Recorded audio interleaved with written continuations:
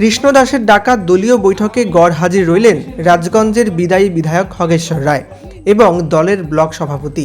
যদিও বিধায়ক মুখ্যমন্ত্রীর সভা পরিদর্শনে গিয়েছেন বলেই জানিয়েছেন কৃষ্ণ দাস। এদিকে ব্লক সভাপতিও হয়তো কোনো একটি বৈঠকে ব্যস্ত রয়েছেন, এমনটাই জানিয়েছেন তিনি। প্রসঙ্গত উল্লেখ্য, প্রার্থী নিয়ে অসন্তোষের জেরে দুই নেতার মধ্যে মতপার্থক্যের বিষয়টা আবারও প্রকাশ্যে চলে এসেছিল কদিন আগে। যদিও জেলার নেতৃত্বে এমনকি বিধায়ক খগেশ্বর রায়কে মান ভাঙাতে স্বয়ং মুখ্যমন্ত্রী হস্তক্ষেপ করেছিলেন বলেই দাবি। আর তারপরই স্বপ্না বর্মনকে জেতাতে সকলেই একজোট হয়েছে।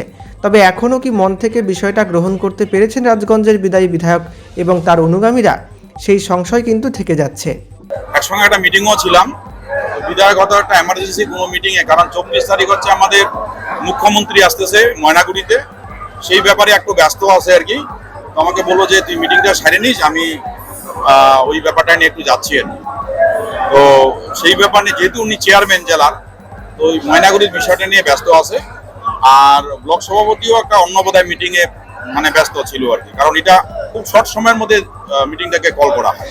রাজগঞ্জের মানুষ তৃণমূলকে যে হারে ভালোবাসে এবং মমতা বন্দ্যোপাধ্যায়কে যে হারে ভালোবাসে, রাজগঞ্জে আমাদের কোনো অসুবিধা নাই। প্রার্থী ঘোষণার 4 দিনের মাথায় প্রয়াত হলেন স্বপ্না বর্মনের বাবা। বাবা অসুস্থ থাকায় প্রার্থী ঘোষণার পর এখনও সেভাবে প্রচারে নামতেই পারেনি স্বপ্না।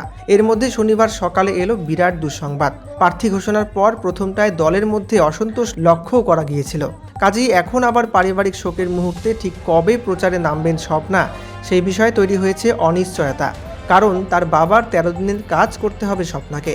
তবে এই নিয়ে তৃণমূলের জেলার নেতারা, বিশেষ করে মহুয়া গোপ এবং কৃষ্ণ দাস বলে দিয়েছেন, স্বপ্নার অনুপস্থিতিতে দল তৃণমূলকে জেতাতে রোজই উদয়স্ত লড়বে।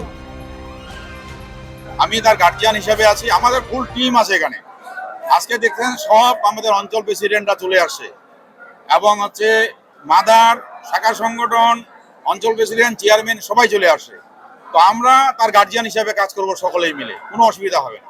বললো দুঃখের কথা যে আজকে বাবা আমার জন্য যেভাবে করছে, আজকে আমাদের সুখের দিন, ভালো দিন, বাবা থাকলো না, এটাই ওর কাছে একটা বিরাট দুঃখের।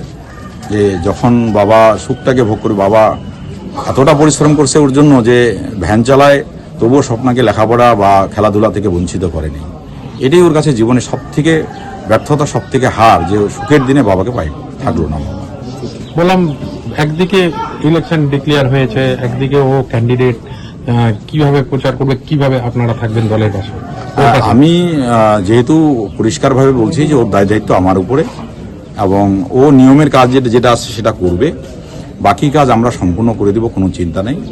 লোকের আশীর্বাদ আছে, লোক দুহাত দিয়ে আশীর্বাদ করবে, চিন্তার কোনো কারণ নেই। আমি এতটুকুই বলতেছি যে ওর এই ব্যাপারে যদি একটু অসুবিধা হবে, ওকে সব জায়গায় যাওয়া দরকার বা লোকের সঙ্গে শুধুমাত্র দেখা করা দরকার, কিন্তু এই যে আজকে ওর বাবা মারা গেল, তো 13টা দিন তো নিয়ম নীতিটা করতে হবে ওকে। তো এমনি অসুবিধার কোনো কারণ হবে না। আপনি আছেন একদম পাশে আছি, 100% আছি।